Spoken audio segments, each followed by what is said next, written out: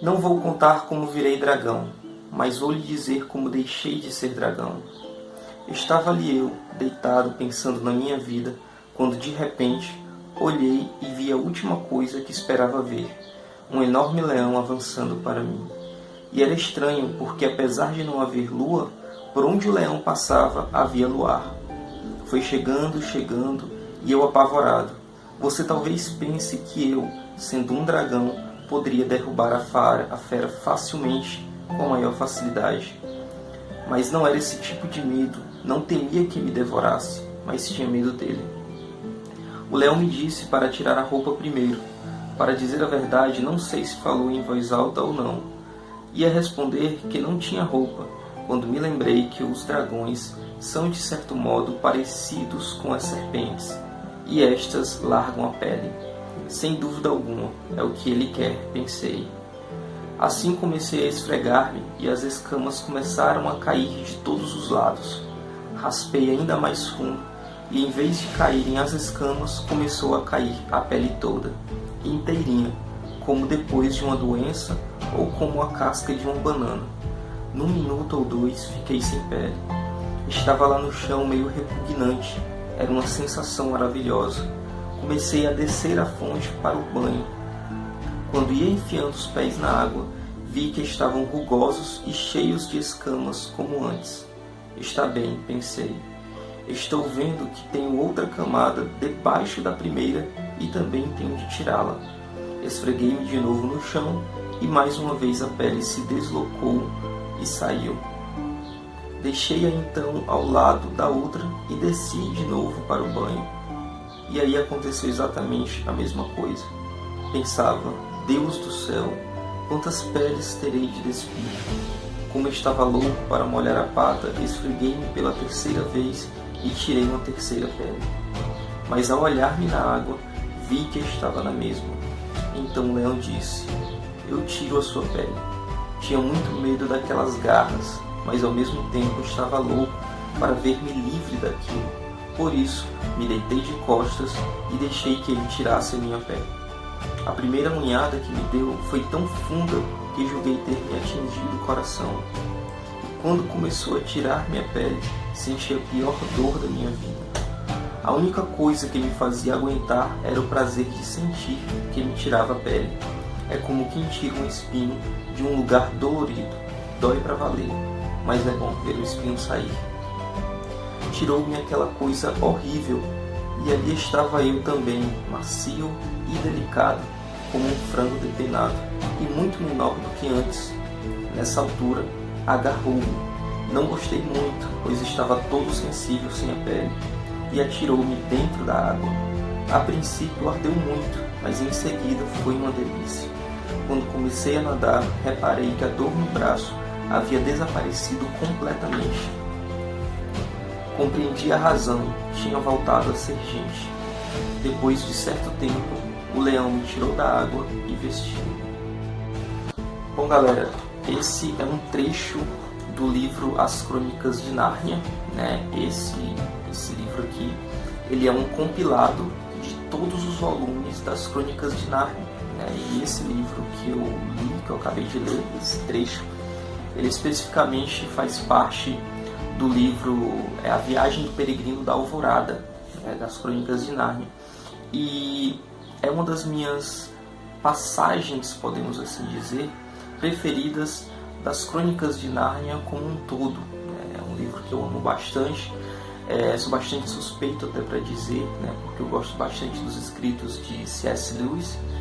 E esse livro, essa passagem, esse trecho que eu acabei de ler, é a que eu mais gosto, né, de todos aqueles que estão no livro. É um livro bastante poético, bem alegórico, né? Lewis, ele tem uma imaginação bem aflorada, e de tudo aquilo que ele explora, eu gosto muito desse trecho aqui. Por quê? Justamente por conta daquilo que ela representa, né? Como eu falei, o Lewis, ele se utiliza de uma linguagem poética e ele alegoriza, né? Ele traz elementos assim bem simbólicos, elementos que fazem com que a nossa imaginação ela flore, ela vá mais além, ela aumente a sua capacidade a respeito de determinado assunto, né? E ele sempre tenta mostrar o lado cristão e bíblico, né? A história bíblica em uma linguagem poética e alegórica. E nesse caso, achei muito interessante o porquê. O dragão aqui apresentado, ele representa justamente o homem que ele é caído, que ele fica totalmente deformado, né? Aqui conta a história de Eustáquio. Eustáquio é justamente esse dragão. Só que Eustáquio não nasceu dragão. Eustáquio era um menino que ele acabou sendo amaldiçoado e se tornando um dragão. Então ele ficou em deformidade. E isso, Lewis, ele é espetacular em alegorizar que este é o homem caído após o pecado. Ele pecou e logo ele ficou deformado, né? Ele ficou ainda com aquela natureza humana, porém ela ficou depravada e ela ficou caída, né? Então o dragão ele vai representar justamente isso. Aquela roupagem que o dragão tem é justamente o pecado que é incrustado no ser humano. E aqui nós vemos que ele tentou sucessivas vezes retirar essa pele, porém todas as vezes que ele tentava retirar a pele nascia novamente, né? E sempre em uma camada mais grossa, sempre fazendo com que ele sentisse dor. Isso mostra a luta do homem em se livrar do pecado com as próprias forças. Ele não consegue. Quanto mais ele tenta se utilizar das próprias forças, mais ele se vê cercado por aquilo, né? Então, a única maneira, a única forma que fez com que de fato o dragão ou Eustáquio ele pudesse se livrar daquela pele de dragão foi quando Aslan apareceu, né? E aí Aslan, na história das Crônicas de Nárnia, ela alegoriza ou ela tipifica justamente Deus, né? Como sendo o único que é capaz de tirar ou de retirar essa pele que representa o pecado do ser humano, da natureza humana, né? Então, ali Aslan ficou vendo, assistindo o que Eustáquio estava fazendo, e Eustáquio já estava angustiado por não conseguir se livrar daquela pele. Porém, Aslan falou que iria retirar aquela pele dele. Ele disse que sentia medo, pavor de Aslan, né? Isso demonstra justamente o temor de nós, né? Do ser humano a Deus, a se achegar a Deus, né? Tem que haver esse temor. E Eustáquio, mesmo sendo esse animal que ele é bastante robusto e grande, como é um dragão, ainda assim ele temeu, né? Como ele falou, ele não tinha medo que devorasse ele, mas ele sentia medo, ele temia. Então o leão Aslan acabou ali dando uma unhada nele, né? Várias unhadas até retirar de fato aquela pele dele. E quando Aslan faz isso, a pele ela não volta a crescer e nem a nascer novamente, como acontecia quando Eustáquio fazia isso por força própria, né? Isso mostra que justamente somente Deus ele pode retirar de fato o nosso pecado, né? Essa roupagem pecaminosa que a gente tem. Somente Deus ele é capaz e único, suficiente para poder fazer isso. Então o Aslan ele acaba tirando essa roupagem de Eustáquio. Ele diz que fica como um frango depenado, né? Com a pele toda sensível. Então Aslan pega ele e joga ele nas águas, né? No rio, em águas correntes. E depois disso ele se levanta. E quando ele se levanta, ele diz que já não sente mais aquela sensibilidade, aquela fraqueza. Ele já sente uma pessoa normal. Ele se olha na água, ele vê o seu reflexo e vê que ele tinha retornado a ser gente novamente. E depois disso ele se levanta e Aslan dá para ele uma nova roupa. Isso é basicamente toda a mensagem do Evangelho, né? Daquilo que o Evangelho ele causa no ser humano. É claro, de uma maneira bem alegorizada, e aqui eu não quero trazer um reducionismo à mensagem do Evangelho, é claro, mas é só para a gente enxergar em termos de poesia o que o Evangelho ele faz com o ser humano. É justamente isso. Deus, ele retira o pecado da pessoa, ele lança o homem nas águas do batismo, e o homem, ele morre para os seus pecados, né? Assim nós cremos, e ele sai das águas, ou seja, ele renasce com uma nova roupa, né? Podemos assim dizer, aquilo que Paulo, ele costumeiramente, ele diz em suas cartas, né? Que o velho homem, ele se foi, né?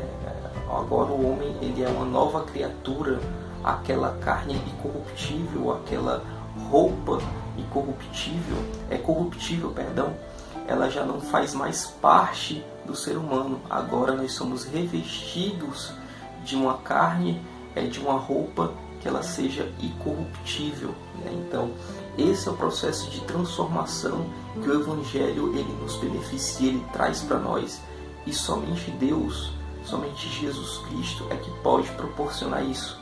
E é muito interessante, a gente vê isso de uma maneira bem bonita, bem poética, né, como eu disse, e alegorizada aqui nas Crônicas de Nárnia, né? O homem que é levado ao batismo, o homem que é retirado essa roupagem de pecado dele, como o Eustáquio mesmo comenta, né? Dói para valer, né? Porque quando a gente está nesse processo que a gente chama de processo de santificação, isso realmente dói, porque você vai se livrando ou vai deixando as coisas que são caídas, né, mundanas, de lado, e aí você vai se revestindo de um novo ser. Agora o homem, ele já é uma nova criatura, né? Como eu disse anteriormente, as coisas velhas se passaram e eis que tudo se fez novo, né? Então, no processo de santificação, há um abandono das práticas que eram do homem caído, e há, na verdade, agora uma prática que é santificadora, para que o homem, ele possa se revestir de uma nova roupagem, para que o homem, ele possa retornar ao homem pleno, né? O que é chamado de teleios, o homem completo, o homem pleno, aquele mesmo que ele estava no Éden antes da queda, né? Por isso que ele falou, me vi que agora eu me tornei gente novamente. Então ele me tirou da água e me deu uma nova roupa, né? Então esse é o processo de revestimento, né? A santificação e a santidade que o homem, ele está ali peregrinando dia após dia. E é claro, como eu disse, somente Deus, ele pode proporcionar isso. E aqui no livro As Crônicas de Nárnia mostra que Aslan, como sendo essa alegorização, né, que C.S. Lewis ele vai fazer, ele foi o único e era o único capaz de fazer isso em favor de Eustáquio. E é isso, pessoal. Trouxe aqui um trecho do meu livro preferido, né, um dos meus livros preferidos, que é As Crônicas de Nárnia. Indico muito a vocês, é um livro muito bom, muito poético. Como eu falei, sou muito suspeito para falar, porque o C.S. Lewis é um dos meus escritores preferidos, né? Eu gosto muito dos escritos dele.